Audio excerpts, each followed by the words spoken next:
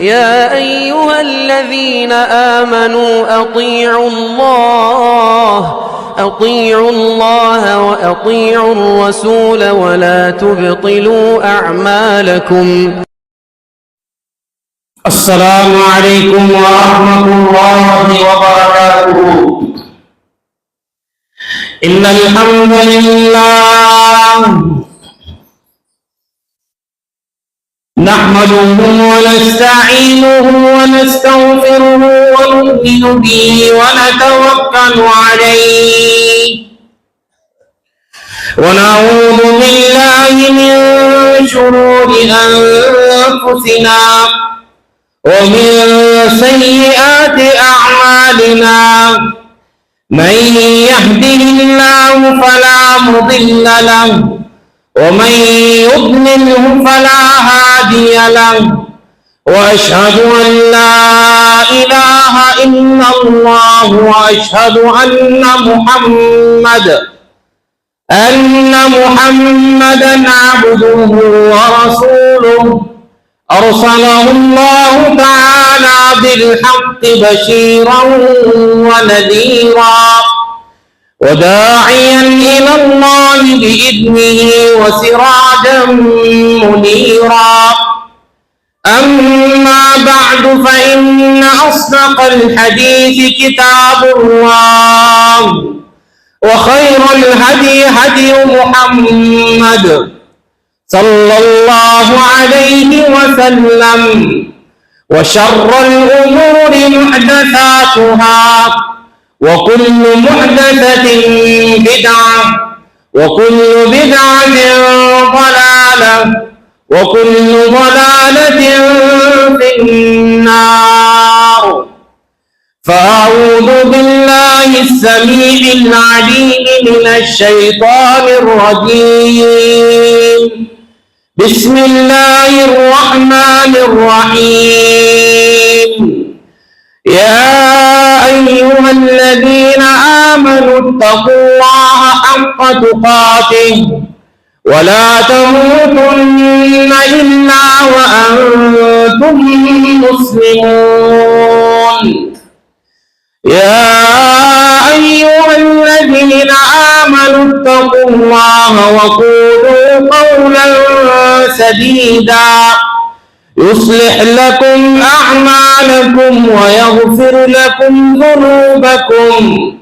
ومن يطع الله ورسوله فقد فاز فوزا عظيما. وقال تبارك وتعالى يوم نقول لجهنم هل امتلأت وتقول هل من مزيد.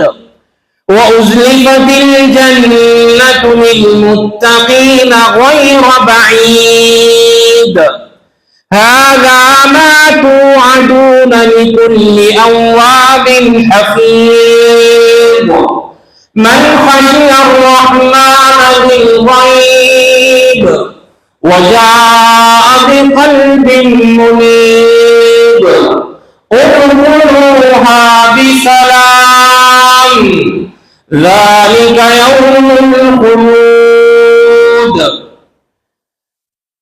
تمام قسم کی اچھی اور سچی تعریفیں اللہ وحدہ کے لیے لائق و زیبا ہے، جو یہ کائنات کا خالق ہے، قیامت کے دن کا مالک ہے. ہر چیز اسی کے حکم سے شروع ہوتی ہے اور ہر چیز اسی کے حکم سے ختم ہوتی ہے.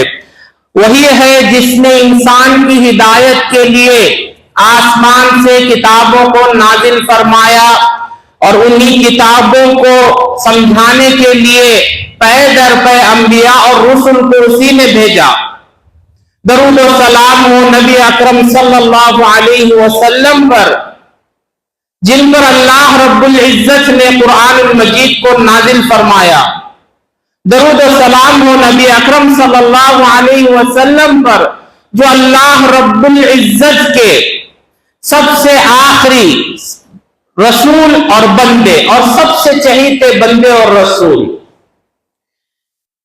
میرے بھائیوں، آج کی اس جمعہ میں میں آپ لوگوں کے سامنے ایک بہت ہی اہم موضوع لے کر آیا ہوں.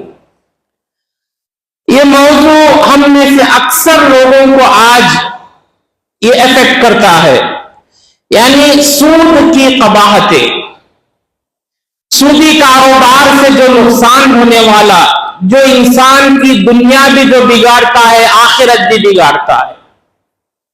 اللہ تعالی ہمیشہ سے یہ چاہا ہے کہ انسانیت سوسائٹی کے اندر جو غریب طبقہ ہے، جن کے پاس مال نہیں ہے، وہ بھی آگے بڑھے، اور جو مالدار ہیں وہ بھی آگے بڑھے. اللہ کا قانون کبھی کسی پر ظلم کرنے والا قانون نہیں.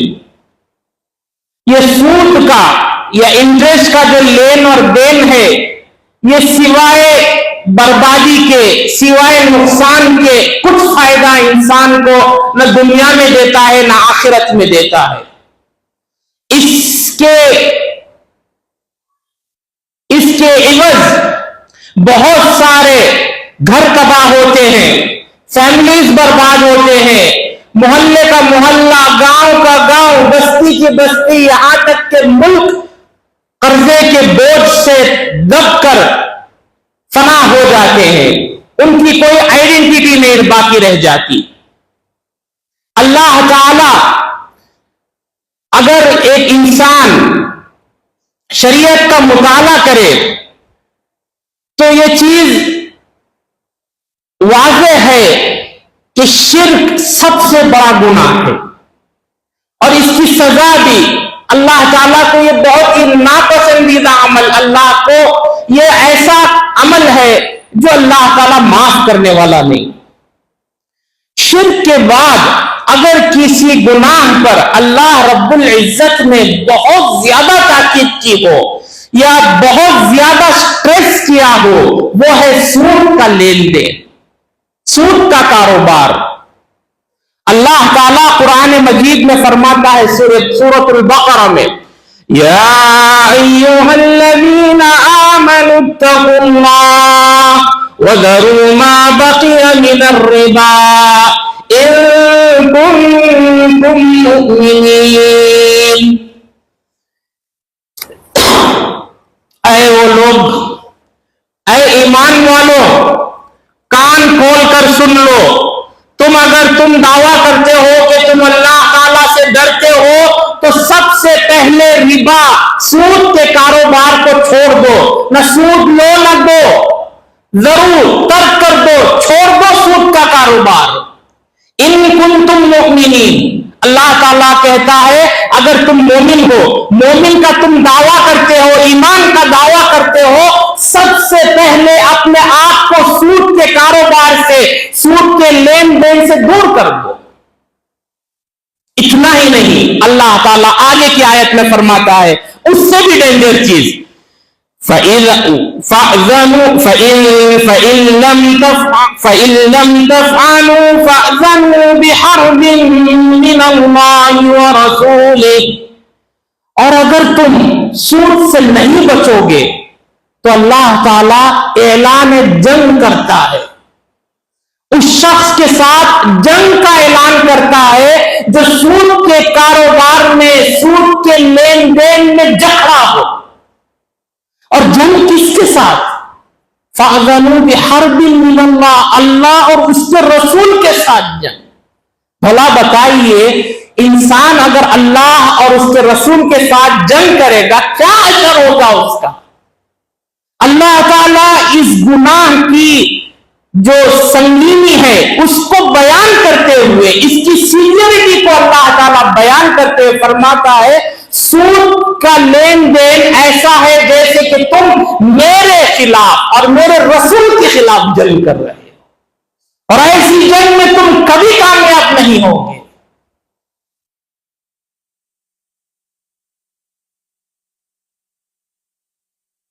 فتح مکہ کے موقع پر، حجۃ الوداع کے موقع پر نبی اکرم صلی اللہ علیہ وسلم بہترین خطبہ فرمایا.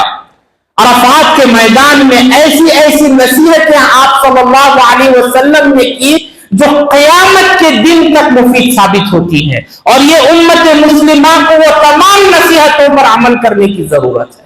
اس میں سے ایک بڑی نصیحت نبی اکرم صلی اللہ علیہ وسلم کی یہ تھی کہ آپ نے فرمایا میں آج کے اس دن جاہلیت کے جتنے بھی سودی معاملات تھے، سود کے انٹرسٹ بیسڈ ٹرانزیکشن جتنے بھی تھے جاہلیت کے زمانے کے، وہ سب کو میں ختم کرتا ہوں۔ آپ کہتے ہیں میں میرے پیر کے نیچے ڈال کر اس کو میں نے رون دیا ہے، ان ٹرانزیکشنز کی کوئی حیثیت نہیں۔ پھر آپ نے صرف یہ زبان سے نہیں فرمایا، عملی جامہ پہناتے ہوئے، عمل کا ثبوت دیتے ہوئے اپنے خاندان سے آپ نے کہا میرے جو چچا عباس ابن عبد المطلب جو ایک بڑے مالدار تھے، وہ سود پر اپنا پیسہ دیا کرتے تھے زمانے جاہلیت میں، آپ فرماتے ہیں میں میرے چچا کا جتنا بھی سود کا جو ٹرانزیکشن ہے میں لوگوں پر معاف کر دیتا ہوں۔ اور چچا سے مخاطب ہو کر کہتے ہیں کہ تم جو تمہارا اصل ہے، جو تمہارا پرنسپل اماؤنٹ جو ہے وہ لے لو، اور جتنا بھی سود ہے اس کو چھوڑ دو۔ میرے بھائیوں، یہ بہت عظیم جرم ہے۔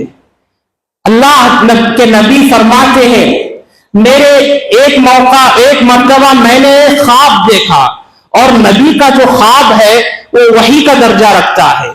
آپ نے فرمایا میں نے ایک خواب دیکھا جس کے اندر ایک شخص خون کا بڑا تالاب ہے، بڑی مشکل سے وہ تالاب کے اندر تیرتے ہوئے وہ ساحل کے کنارے آتا ہے، اور ساحل کے کنارے یعنی تالاب کے کنارے چند فرشتے ہیں جو بڑے بڑے پتھر لیے کھڑے ہیں۔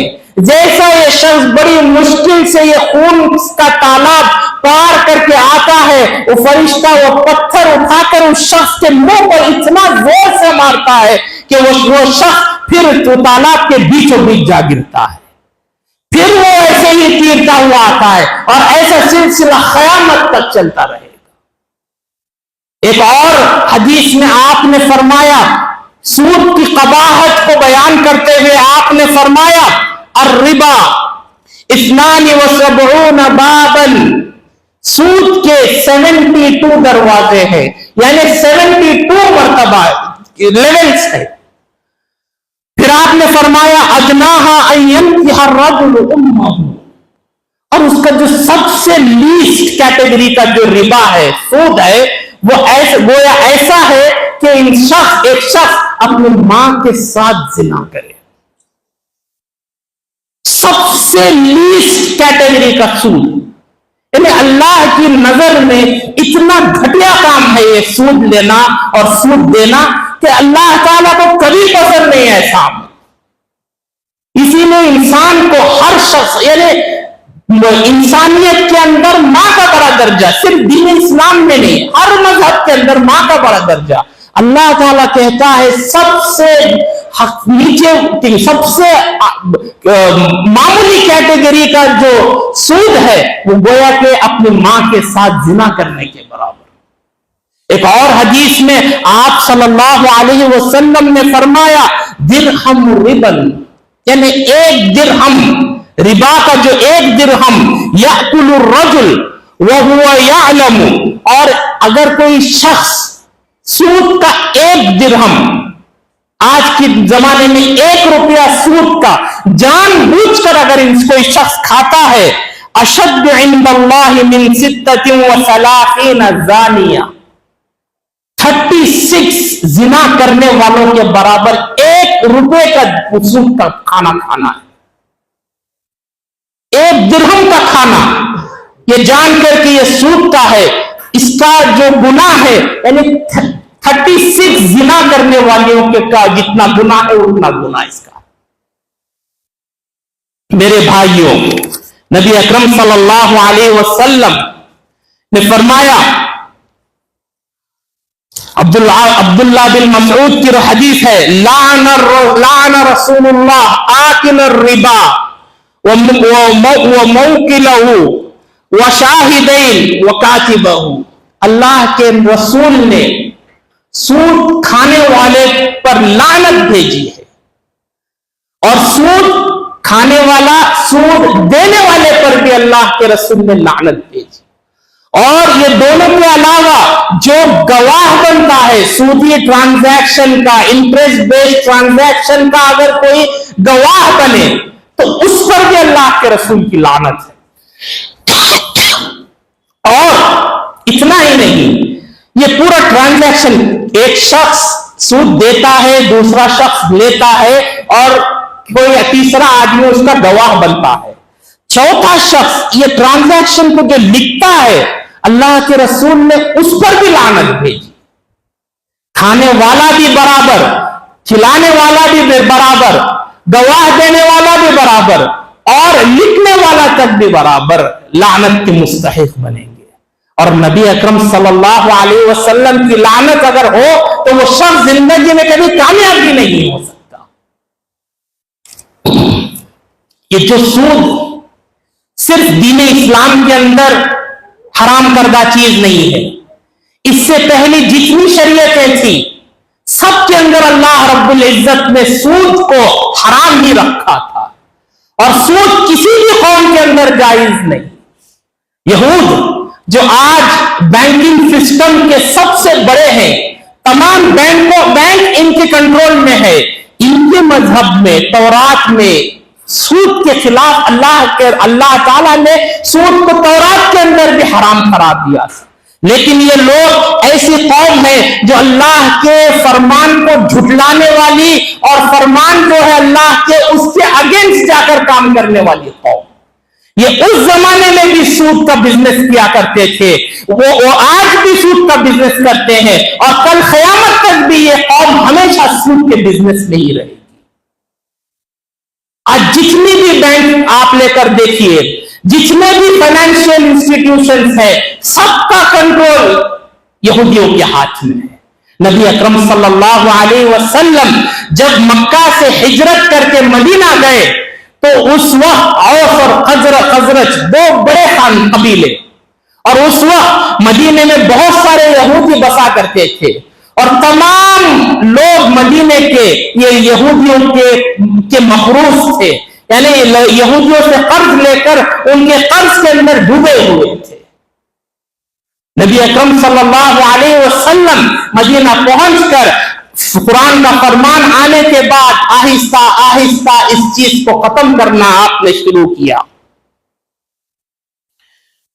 یہ لوگ کہتے تھے، یعنی یہودی یہ کہتے تھے کہ یہ جو سود کا کاروبار ہے یہ بھی ایک بزنس کی طرح ہے۔ آج کوئی شخص 50,000 دے اور ایک سال کے بعد 60,000 لے لے، یہ بزنس ہے۔ یہ جیسا تم کسی کمپنی میں 50,000 روپے لگاؤ اور اس کے بعد اس کے منافع جب بڑھ جاتا ہے اس میں سے منافع لے لو، تو ایسا لاجک دیا کرتے تھے۔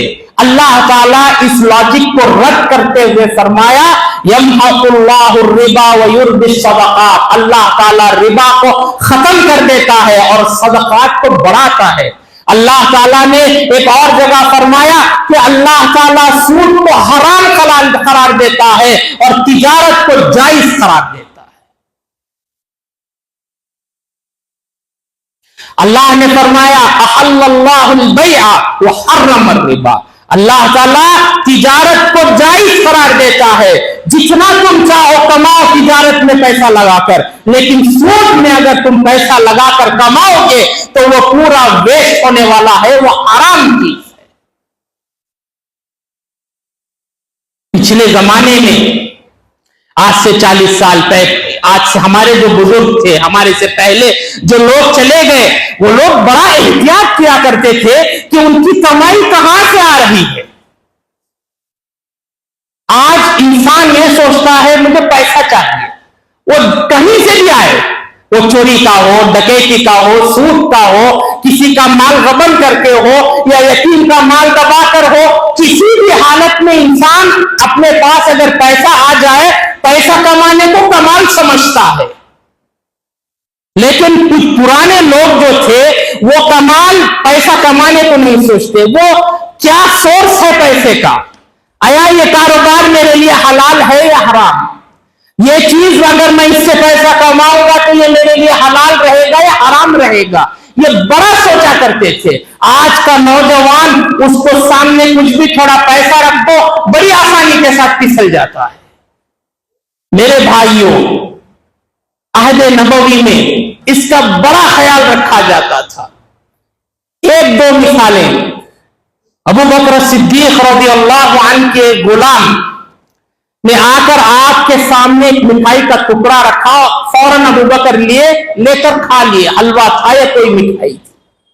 کھانے کے بعد غلام کہنے لگا، اے آقا، یہ جو میں مٹھائی لایا تھا، میں زمانے جاہلیت میں، پہلے گزرے ہوئے زمانے میں نجومی کہانت کا کام کیا کرتا تھا، یعنی ایسٹرالوجی کا، آگے کی باتیں بیان کرنے کا کام کیا کرتا تھا۔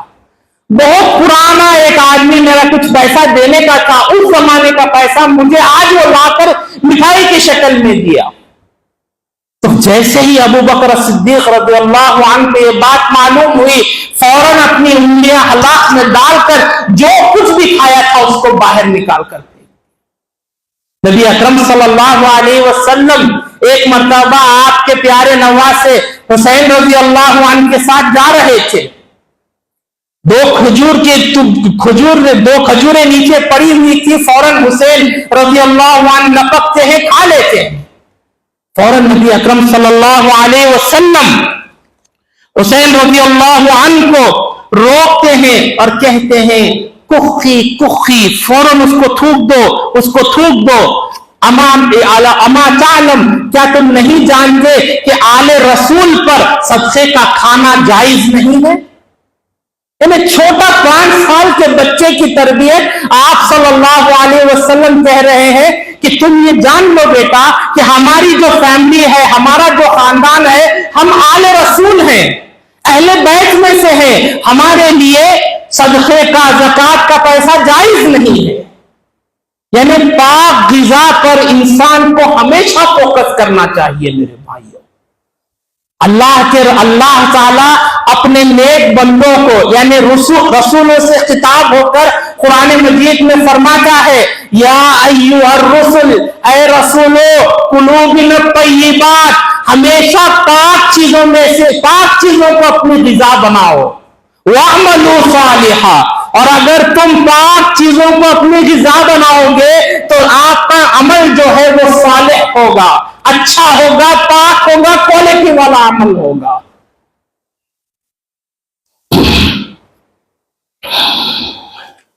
سودی نظام سے جو سب سے زیادہ نقصان جو ہوتا ہے وہ غریب کو ہوتا ہے۔ ہر معاشرے میں، ہر مذہب میں، ہر سوسائٹی کے اندر چند امیر ہوتے ہیں اور ایک متوسط درجے کا ایک طبقہ اور غریب کا ایک طبقہ۔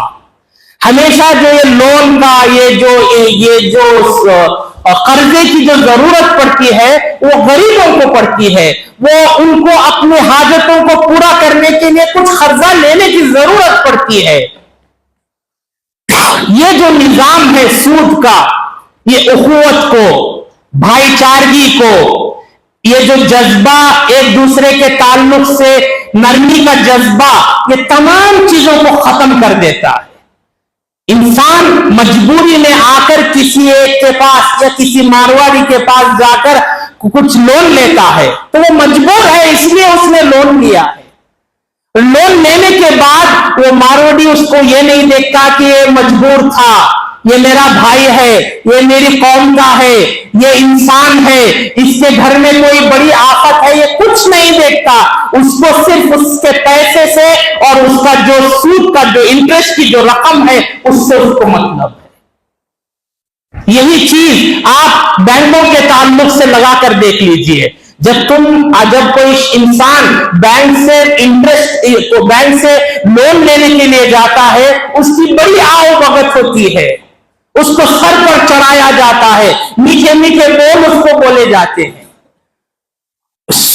وہ جیسے ہی وہ قرض لے لیتا ہے، بینک کا لون لے لیتا ہے، اور اب آگے چل کر 1 سال 2 سال کے بعد جب وہ ادا کر نہیں سکتا یا 1 یا 2 قسط وہ ڈیفالٹ کر جاتا ہے، تب جا کر جو بینکوں کا جو اصل چہرہ ہے وہ باہر آتا ہے۔ میرے بھائیوں، گزشتہ دنوں میں کئی سارے اخبارات میں یہ خبریں، یہ رپورٹس شائع ہو رہی ہے کہ جتنے بھی رورل ایریاز جو کرناٹکا کے ہیں وہاں سے بہت سارے لوگ سوسائڈ کر رہے ہیں۔ کیوں؟ گزشتہ 4-5 سالوں کے اندر اتنا زیادہ نوجوان ہو، یہ غریب طبقہ اتنا زیادہ لون لے چکا ہے بینکوں سے، یہ پرائیویٹ فائنانس کمپنیوں سے، کہ وہ آج اس کو ادا کرنے کی اس کی کیپیسٹی نہیں ہے۔ اور یہ دیتے بھی کیسا؟ کوئی شخص کی کیپیسٹی ہے 50,000 تک، وہ ادا کرنے کی اس کی طاقت ہے، لیکن آج کا جو فائنانس کمپنی ہے اس کو 2 لاکھ 5 لاکھ 6 لاکھ کا لون دے دیتی ہے۔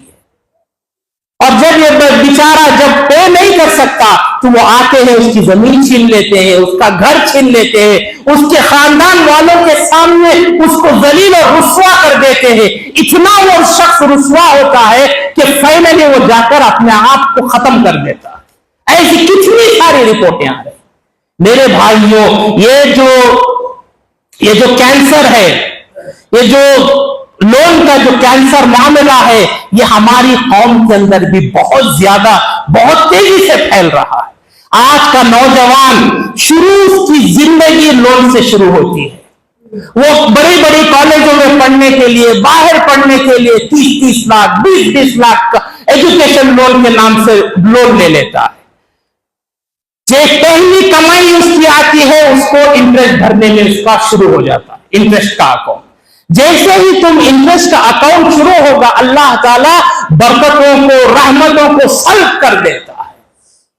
اور یہ جیسے ہی یہ ایجوکیشن لون ختم ہوتا ہے، وہ شادی کے لیے نیا لون لیتا ہے، اس کے بعد گھر بنانے کے لیے نیا لون لیتا ہے، اولاد کی تعلیم کے لیے نیا لون لیتا ہے۔ یعنی پوری زندگی اس کی لون کی قسطیں بھرتے بھرتے آخری مہینہ جس مہینے میں اس کی وفات ہوتی ہے، اس مہینے تک بھی لون کی قسطیں بھرتا ہی رہتا ہے۔ کتنے موقع ایسے ہیں، کتنے ایسے واقعات ہیں جس کے اندر باپ کا لون بچوں پر منتقل ہو جاتا ہے۔ سڈن باپ کا ایکسیڈنٹ ہو کے انتقال ہو گیا، کووڈ کے اندر کتنے سارے لوگ چلے گئے، اور جب گئے تو گئے، چھوٹے چھوٹے بچوں پر 1-1 کروڑ کا لون، 2-2 کروڑ کا لون۔ میرے بھائیوں، اس سے بڑا نقصان ہے جیسے ہی یہ چیز انسان کی زندگی میں داخل ہوتی ہے، اللہ تعالیٰ برکتوں کو، رحمتوں کو ختم کر دیتا ہے۔ اس سے بچنے کا ایک ہی طریقہ وہ ہے کہ انسان اپنی ضروریات کو کم کرے، جتنی اس کی حیثیت ہے، خواہشات بھی اس کی حیثیت کے مطابق ہونا چاہیے۔ انسان کی حیثیت ہے پلسر خریدنے کی، ایک موٹر سائیکل خریدنے کی حیثیت ہے، لیکن خواب دیکھتا ہے بڑی بڑی مرسیڈیز خریدنے کی۔ اور آج کل کی جو بینکیں ہیں وہ انسان کو پیسہ دے بھی دیتی ہیں، اور جب وہ پیسہ دیتے ہیں تو سمجھو کہ اگر کوئی شخص 10 لاکھ کی گاڑی لون پر لیتا ہے تو اس کو 5 سال میں یا 7 سال میں 13 یا 14 لاکھ پے کرنا ہے۔ تو یہ بینک والے اتنے چالاک ہوتے ہیں کہ یہ شروع میں جو اپنا پرنسپل اماؤنٹ ہے وہ کٹ نہیں کریں گے، شروع کا 1 سال 2 سال آپ ہر مہینہ پے کر رہے ہیں، وہ صرف آپ کے انٹرسٹ میں جائے گا۔ پہلا یہ اپنا جو 4 لاکھ 3 لاکھ جو انٹرسٹ ہے وہ اس کو لیں گے، اس کے بعد میں پرنسپل اماؤنٹ کٹ ہوگا، جب تک انسان کی جو پیمنٹ کیپیسٹی ہے وہ جو 10 لاکھ کا لون جا کر 14 15 16 لاکھ ہو جاتا ہے۔ میرے بھائیوں، اپنے آپ کو بچاؤ، اپنے خواہشات کو، اپنے جو طاقت ہے اس کے برابر اس کو ایڈجسٹ کر لو، اسی زندگی کے اندر کامیابی ہے۔ انسان کو جتنی اپنی چادر ہے اتنی ہی پیر پھیلانا چاہیے۔ نبی اکرم صلی اللہ علیہ وسلم نے فرمایا اجتنبوا 7 من الموبقات، لوگوں 7 بڑے گناہ سے بچو، یعنی ہر گناہ انسان کو ہلاک کرنے والا ہے، لیکن آپ نے فرمایا کہ 7 ایسے گناہ ہیں جو انسان کو ہلاک کرتے ہیں۔ ہر گناہ انسان کو ہلاک کرتا ہے، لیکن یہ جو 7 ہیں یہ انسان کو اور زیادہ برباد کر دیتے ہیں۔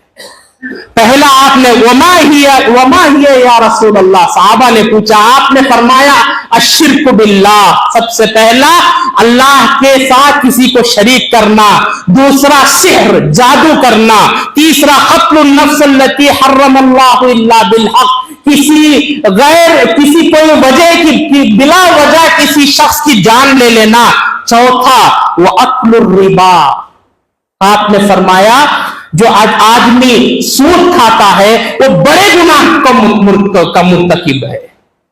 यानी ऐसे जो गुनाह शिर्क, सिहर, लोग किसी का कत्ल करना, ऐसे गुनाह के साथ नबी अकरम सल्लल्लाहु अलैहि वसल्लम ने सूद खाने को मिलाया है।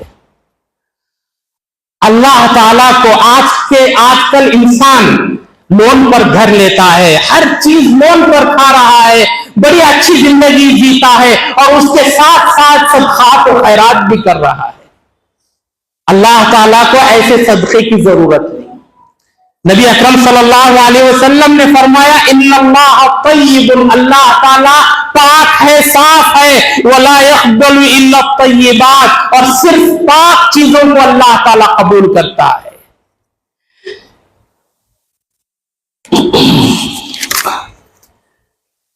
नबी अकरम सल्लल्लाहु अलैहि वसल्लम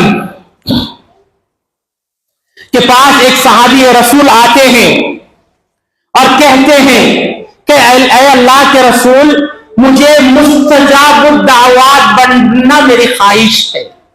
सहाबा की भी ख्वाहिशें भी क्या है, देखिए, क्या आज अगर हम कोई ख्वाहिश करेंगे तो हम क्या चाहते हैं, अल्लाह मुझे घर दे दे, ये मेरी ख्वाहिश, मुझे एक बड़ी गाड़ी दे दे, ये मेरी ख्वाहिश, मुझे ऐसा अच्छा लाखों रुपए कमाने वाला जॉब मुझे दे दे, मेरी तिजारत को लाखों वाली तिजारत बना दे, करोड़ों रुपए मैं कमाऊं, ये ख्वाहिश हमारी। सहाबा की ख्वाहिश क्या, आते हैं पूछते हैं, ऐ अल्लाह के रसूल, मैं मुस्तजाबुद दावात कैसे बन सकता हूं, यानी मैं जो भी मांगू अल्लाह से, अल्लाह ताला वो दुआ को कबूल कर ले, ऐसा करने के लिए मुझे क्या करना चाहिए।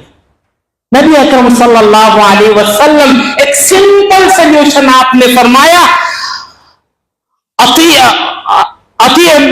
मतामक फकुल मुस्तजाबुद दावात, तुम्हारा जो खाना खाते हो, जो तुम्हारी ग़िज़ा है, उसको पाक कर दो, पाक ग़िज़ा खाओ, अल्लाह ताला तुम्हें मुस्तजाबुद दावात बना देगा। तो इसका मफ़हूम मुखालिफ क्या हुआ कि जो शख्स पाक ग़िज़ा नहीं खाता, हलाल ग़िज़ा नहीं खाता, वो मुस्तजाबुद दावात नहीं हो सकता, अल्लाह ताला उसकी दुआओं को कबूल नहीं करता।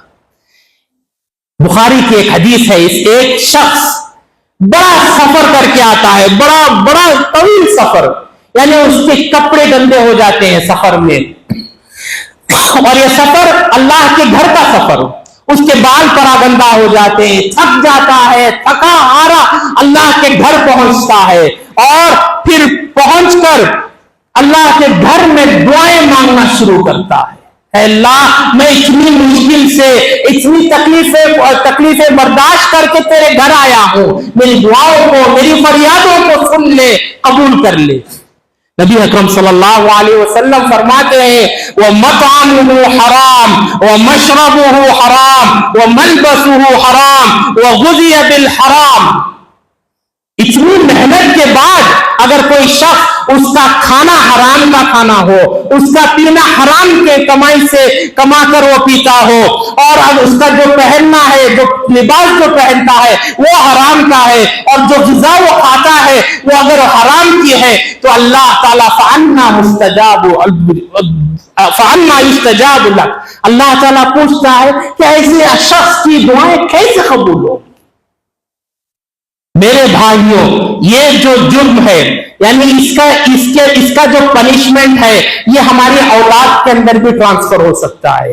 अल्लाह एक और हदीस में नबी अकरम सल्लल्लाहु अलैहि वसल्लम फरमाते हैं कि अगर कोई बंदा सूद की कमाई से खाकर अपने जिस्म को परवान चढ़ाता है, या उसके औलाद को सूद की कमाई खिलाता है, तो नबी अकरम सल्लल्लाहु अलैहि वसल्लम फरमाते हैं कि ऐसे हराम की कमाई खाकर जो परवान चढ़ता है, ऐसे जिस्म को अल्लाह ताला कल क़यामत के दिन आग में झुलसाएगा।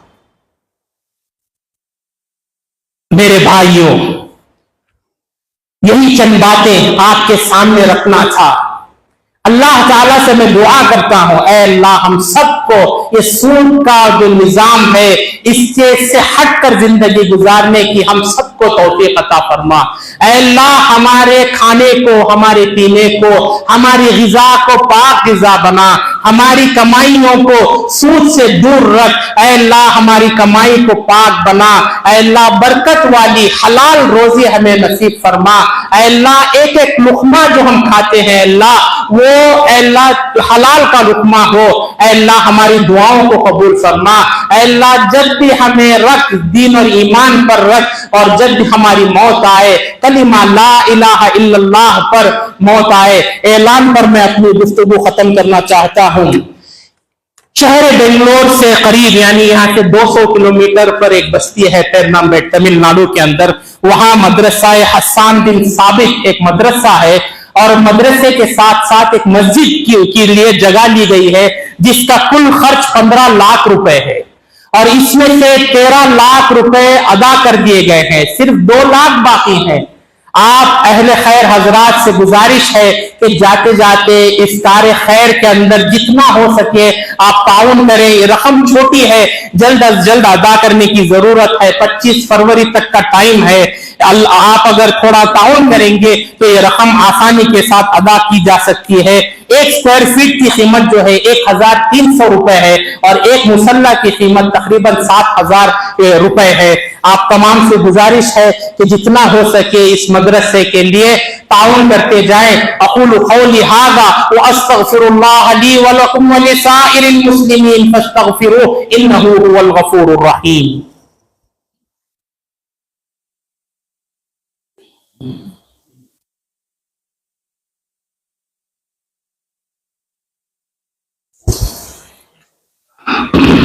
ان الحمد للہ نحمده ونصلي ونسلم على رسول اللہ، اما بعد فاعوذ باللہ السمیع العلیم من الشیطان الرجیم، بسم اللہ الرحمن الرحیم۔ ان اللہ وملائکتہ یصلون علی النبی یا ایھا الذین آمنوا صلوا علیہ وسلموا تسلیما۔ اللہم صل علی محمد وعلى آل محمد كما صليت على إبراهيم وعلى آل إبراهيم إنك حميد مجيد۔ اللهم بارك على محمد وعلى آل محمد كما باركت على إبراهيم وعلى آل إبراهيم إنك حميد مجيد۔ اللهم انصر من نصر دين محمد صلى الله عليه وسلم واجعلنا منهم، واخذل من خذل دين محمد صلى الله عليه وسلم ولا تجعلنا منهم، عباد الله رحمني ورحمكم الله۔ ان الله يأمر بالعدل والإحسان وإيتاء ذي القربى وينهى عن الفحشاء والمنكر والبغي يعظكم لعلكم تذكرون۔ اذكروا الله يذكركم وادعوه يستجب لكم ولذكر الله أكبر والله يعلم ما تصنعون۔